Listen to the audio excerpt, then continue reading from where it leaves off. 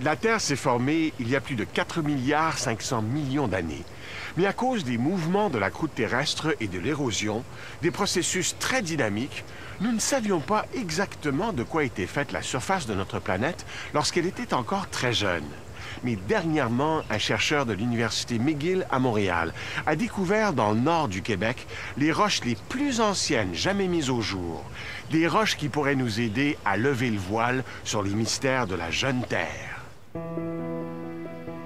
Elles sont les témoins silencieux des débuts de la Terre. Certaines ont vécu les bouleversements intenses qui ont façonné notre planète.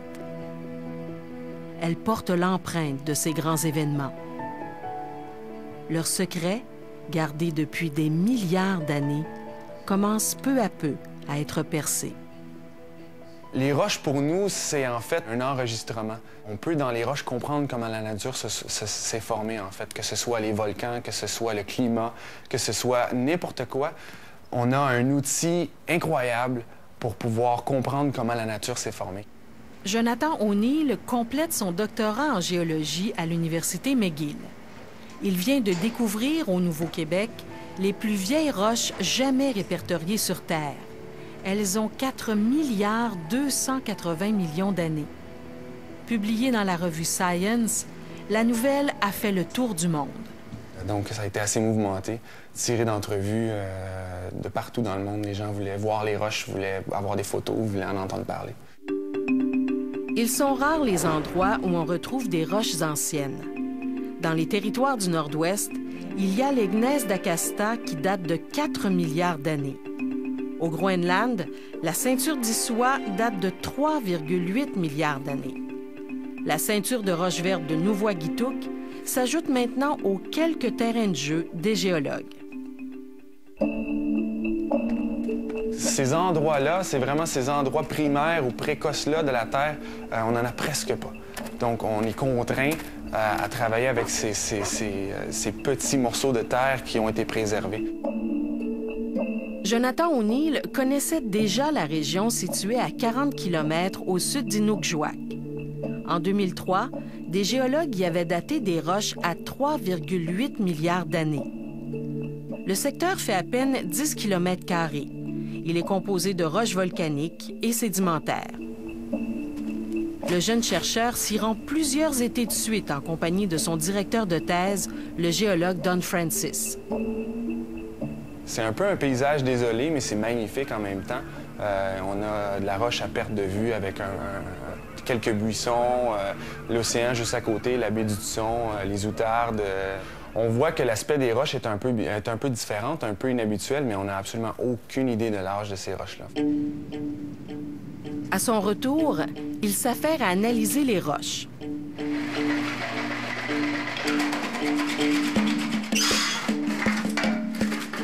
Pour la datation, on se sert normalement d'un signal radioactif émis par le zircon présent dans les vieilles roches. Des quantités infimes ont été trouvées, mais pas assez pour une datation précise. On les a cherchés, on n'en trouve pas. On cherche encore d'ailleurs parce qu'on aimerait avoir une confirmation avec un âge de zircon. Donc maintenant, on doit se poser les questions, quels sont les autres outils qu'on peut utiliser? Et puis c'est là qu'on utilise en fait la géochimie isotopique. On utilise des chronomètres, d'autres types de chronomètres pour arriver à ces dates-là. Jonathan O'Neill tente l'expérience dans les laboratoires du Géotope des universités du Québec à Montréal et McGill. Cet autre chronomètre se base sur le même principe de radioactivité, mais en analysant la dégradation d'un autre élément radioactif, le samarium, en néodyme. La roche, réduite en fine poudre, est dissoute avec plusieurs acides pour mettre les éléments en solution. Il isole ensuite l'isotope de néodyme recherché. Mais pour mesurer la quantité de néodyme restant dans la roche et pouvoir ainsi calculer son âge, le chercheur doit se tourner vers les États-Unis. Le Carnegie Institution à Washington possède l'un des plus puissants spectromètres du monde. À la demande du jeune géologue québécois, Richard Carlson, expert en datation isotopique, appliquera pour la première fois cette méthode de datation néodyme-samarium sur des roches terrestres. Après des semaines d'analyse, les résultats apparaissent. Jonathan O'Neill n'en croit pas ses yeux. Donc, on regarde nos résultats, on n'y croit pas. On regarde plus en détail, on refait l'analyse une deuxième fois, ça nous donne la même chose. Une troisième fois, ça nous donne la même chose.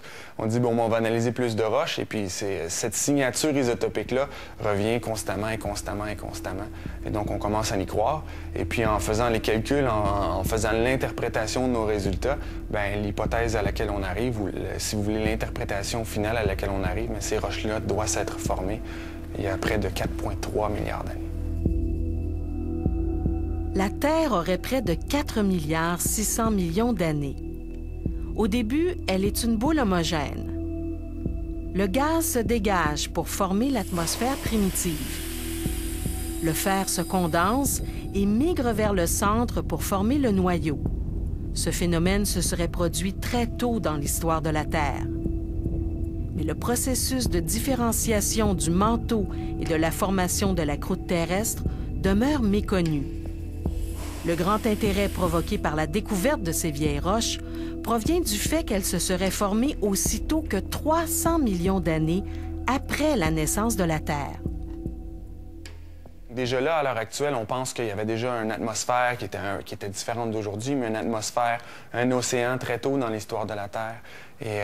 Mais il manque encore beaucoup d'informations, on a encore beaucoup de trous, on a encore besoin de trouver plusieurs pièces du casse-tête, mais c'est le but, en fait, d'étudier ces vieilles roches-là.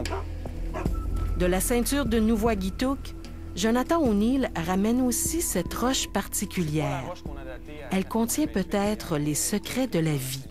En fait, c'est des rubans qu'on voit ici. C'est des oxydes de fer, donc tous les rubannements qui sont foncés, c'est la précipitation d'oxyde de fer dans l'océan qui, maintenant, peuvent nous donner des indications sur comment était l'atmosphère à ce moment-là. C'est des minéraux qui précipitent dans un océan, donc on parle d'un océan déjà là à 4,28 milliards d'années, et possiblement sous l'action de bactéries. Donc, on aurait peut-être, je dis bien peut-être, enregistré déjà là à 4,28 milliards d'années les premières traces de vie sur la Terre. Il reste aux géologues à décoder les signaux gravés dans ces roches. Quelle était la composition de la première croûte terrestre, de la première atmosphère? Jonathan, La journée de notre tournage, Jonathan O'Neill n'avait pas encore reçu la copie papier de son article publié dans Science. Oh, mon Dieu! C'est en fait l'exemplaire de la revue Science. Je pensais même pas qu'elle était disponible à l'heure actuelle. Ça vient tout juste d'être publié, en fait. On pensait que ça vous ferait plaisir de l'avoir. Oui, c'est toujours bien de l'avoir concrètement, vraiment. Avec les efforts qu'on met, c'est bien d'avoir la preuve concrète. Les résultats qui sont dans cette revue-là, c'est un bon 6 à 8 mois qu'on travaille spécifiquement sur ces roches-là avec ce type d'analyse-là. Jonathan O'Neill va maintenant poursuivre ses études postdoctorales à Washington. Ce qu'on fait, nos recherches, c'est vraiment de la recherche fondamentale. On se demande si les gens comprennent bien et voient l'importance de ces recherches-là. Et quand on voit, en fait, que le public ou que les médias ont un intérêt aussi grand, on se rend compte que peut-être ce qu'on fait, en fait, a de l'importance, pas seulement à nos yeux scientifiques, mais aux yeux de la population.